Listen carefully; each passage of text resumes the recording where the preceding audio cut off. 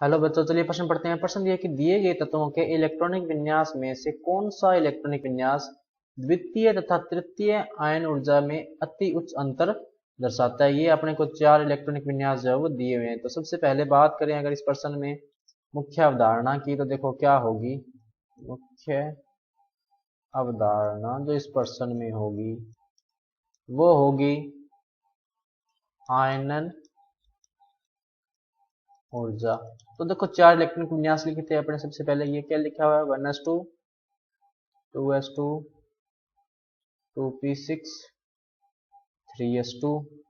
उसके बाद में 1s2, 2s2, 2p6, 3s1। उसके बाद में जो तीसरा इलेक्ट्रॉनिक विन्यास है वो देखो क्या लिखा हुआ है, 1s2, 2s2, 2p6, 3s2, 3p1। उसके बाद में क्या लिखा हुआ है, 1s2, 2s2, 2p6, 3s2, 3p2।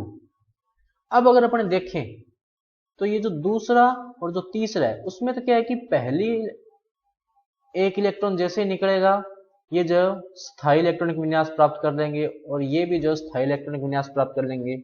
तो इनमें तो क्या होगा, पहली और जो दूसरी आयनन ऊर्जा होगी उसमें ज्यादा अंतर होगा। लेकिन ये वाला देखो और एक ये वाला देखो, पहले की अगर अपने बात करें तो उसमें जैसे ही दो इलेक्ट्रॉन निकलेंगे तो इलेक्ट्रॉनिक विन्यास क्या हो जाएगा, 1s2, 2s2, 2p6, 3s0। जब चौथे में से दो इलेक्ट्रॉन निकलेंगे तो ये इलेक्ट्रॉनिक विन्यास क्या हो गया, 1s2, 2s2, 2p6, 3s2, 3p0। ये इलेक्ट्रॉनिक विन्यास हो गया। अब अगर अपने इलेक्ट्रॉनिक विन्यासों को ध्यान से देखें तो अपने देख सकते हैं कि जो ये वाला जो इलेक्ट्रॉनिक विन्यास है ये उत्कृष्ट गैस विन्यास है। किसका, नियोन का। नियोन का उत्कृष्ट गैस विन्यास हो गया ना। टोटल इलेक्ट्रॉन देखो कितने हो गए, 2 2 4 और 6 10। तो ये नियोन का इलेक्ट्रॉनिक विन्यास हो गया।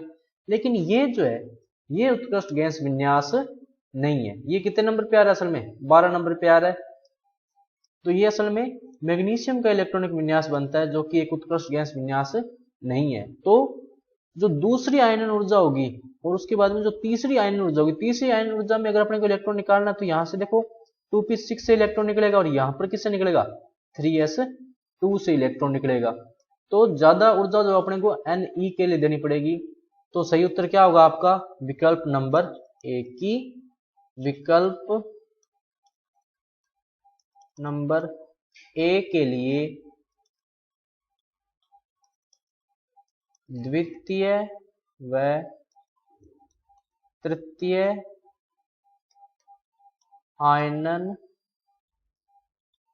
ऊर्जा के बीच अति उच्च अंतर होगा, अति उच्च अंतर होगा। तो बच्चों ये था आपका उत्तर। मैं आशा करता हूँ आपको समझ में आया होगा। धन्यवाद।